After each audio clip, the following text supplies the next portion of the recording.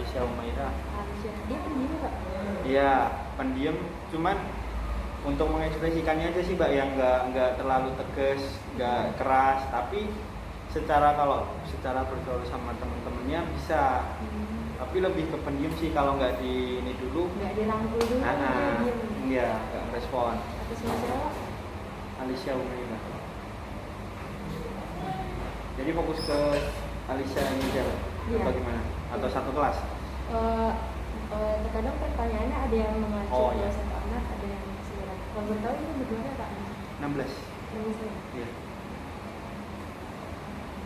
Mungkin langsung aja Pak. Yang pertama, gimana sih cara anak ini bersosialisasi sama lingkungan di sekitarnya? Kalau bersosialisasi dia ya itu tadi Mbak, dia kalau nggak diajak temennya dulu dia nggak yang inisiatif ini, nggak inisiatif nyamper. Cuman kalau untuk nolongin temennya, inisiatifnya bagus dia. Kayak yang di kelas sebelah kan kadang sendirian nggak bisa kan, dia inisiatif izin buat nganterin, nemenin gitu. Itu Mbak. Sama pergaulannya sama teman-teman yang lain kalau diajak itu tadi ya gitu Mbak. Berarti untuk sosialisasi mungkin bagus, cuman terkadang ada part dia masih belum mau bergaul. Iya, kalau udah di ini dulu bagus bergaulnya. Kalau nggak dirangkul dulu tidak ini Mbak, nggak punya inisiatif untuk dia yang ngajakin gitu. Terus untuk si Alicia ini gimana sih cara dia belajar itu? Apa ada kesulitan dia dalam belajar itu? Kalau si Alicia ini kategorinya masih ringan banget Mbak. Dia baca kan bisa, terus hitung-hitungan juga bisa. Dia kalau cara materi yang saya sampaikan, dia selama saya ngajari ini dia yang paling ngerti lah istilahnya, paling paham.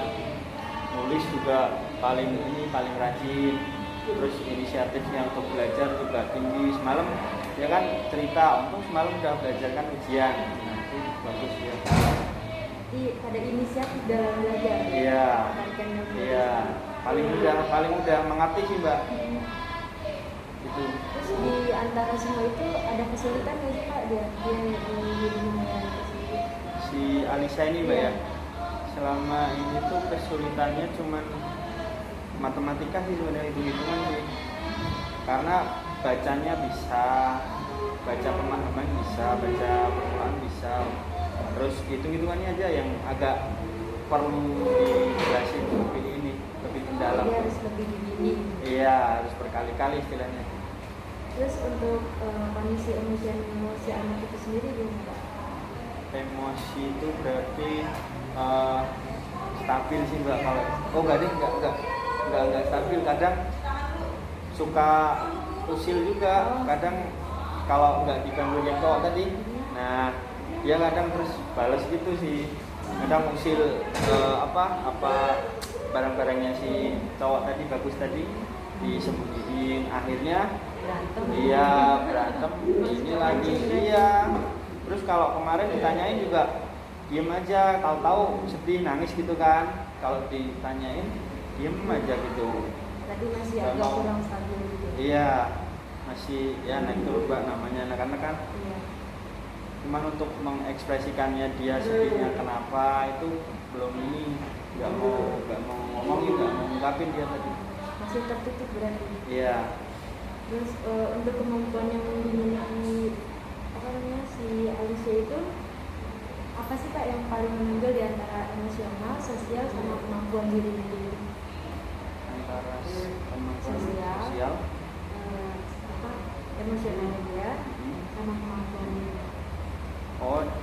Di mengurus dirinya sih Mbak, yang paling menonjol tuh yang terkait mandiri. Dia mandiri banget, terus di akademiknya juga lumayan lah, nggak mestinya bisa baca, bisa ini, itu yang paling menonjol sih Mbak secara kemampuan dirinya dia. Iya. Diri sendiri. Iya, kemampuan dirinya. Terus juga apa sih Pak yang diberikan dari sekolah gitu, layanan apa yang diberikan oleh penyandang itu sendiri? Kita kan memberi pembelajaran kan yang vokasi ya Mbak ya. Kebetulan kan dia SMP. Jadi di SMP itu dikasihnya lebih ditonjolkannya ke keterampilan vokasi. Jadi keterampilan yang buat kayak SMK lah istilahnya, kejuruan. Ya, ada yang salon, ada yang masak, ada yang budidaya ikan. Nah, kebetulan si anak terkhusus Alicia ini dia ikutnya salon. Jadi nanti harapannya dia bisa, itu bekalnya dia untuk nanti terjun ke masyarakat itu Mbak. Jadi sekolah sudah membekalinya itu sesuai vokasinya, itu yang penting. Keinginan. Iya, karena dalam seminggu itu bukan bisa itu Mbak, malah masuk ke pembelajaran utama. Oh, gitu. Jadi dalam seminggu itu kan 5 hari, 3 harinya itu buat keterampilan vokasinya itu. Jadi kalau sama saya cuma 2 hari sebenarnya. Berarti banyak nanti menjadi vokasi Pak. Iya benar, karena ya tujuannya biar dia punya bekal lah Mbak, besok kalau terjun ke masyarakat, bukan cuma jadi beban istilahnya ya. Terus juga karakter apa sih Pak yang dimiliki oleh si peserta didik sama siswa? Karakternya ya sebenarnya pendiam orangnya, pendiam, lebih dominan pendiam itu, sama pemalu. Kalau ngomong nggak tegas, harus berulang kali, harus ditanyain berulang-ulang biar jelas itu Mbak. Terus untuk kesulitan apa sih yang dialami Alicia ini dalam mengikuti ujian nasional? Kalau hambatan kesulitannya apa ya? Mungkin karena maksudnya tidak punya inisiatif bersosialisasi. Jadi gimana ya Mbak ya?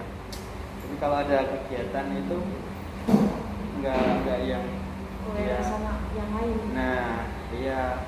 Cuman itu karena kalau secara akademik nggak terlalu ada masalah.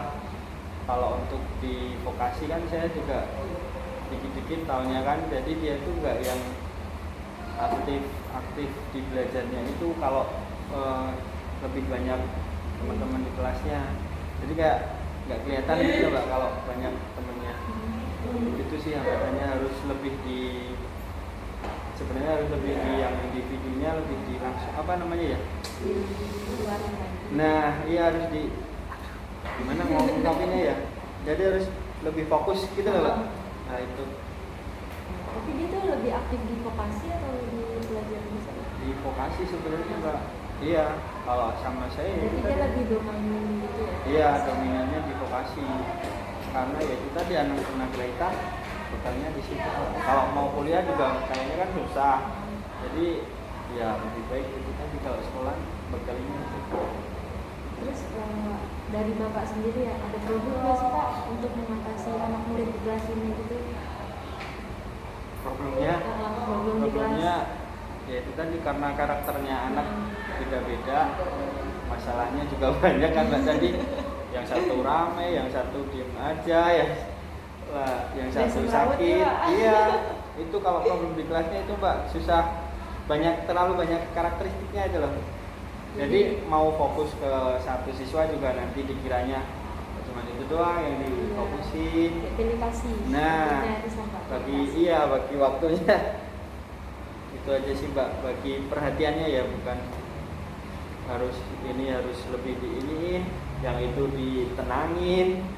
Tapi itu mengapa solusi dari Bapak sendiri dalam mengatasi itu gimana Pak? Kalau dari Bapak sendiri? Saya manajemen emosi aja sih sebenarnya. Karena yang penting saya nggak ikut kepancing. Kalau saya ikut emosi, waduh itu Mbak. Itu aja sih solusinya. Saya itu tadi, yang penting saya tidak ikut terbawa emosi. Yang penting sabar ya Pak. Iya, manajemen emosi saya. Lebih sabar. Iya. Terus kalau gitu berarti kan mau nanya nih, kebutuhan apa aja sih Pak yang diperlukan anak tunagrahita tadi gitu? Tergantung tunagrahitannya sih sebenarnya. Tapi yang paling utama itu tetap kemandirian sih sebenarnya. Mandiri itu kan macam-macam. Kayak yang ini tadi mandiri kehidupan sehari-hari, activity daily living. Kalau Itu yang kategori sedang ke beratnya Mbak ya. Terus yang ringan kayak siswa-siswa saya yang mandiri ADL-nya udah, nah dia biar terjun ke masyarakatnya bisa, butuh apa nih, kan harus bekal ke keterampilannya ya Mbak ya, kayak yang tadi yang di program sekolah di keterampilan vokasi tadi. Itu sebenarnya Pak. Terus namanya Pak, kan ini di tunagrahita ya Pak, ada nggak sih yang tunagrahita juga itu menyandang tunarungu atau bicara gitu? Ada sih Mbak, Tapi nggak termasuk aplikasinya. iya kalau itu kan kategorinya sebenarnya ganda ya Mbak, kayak gitu.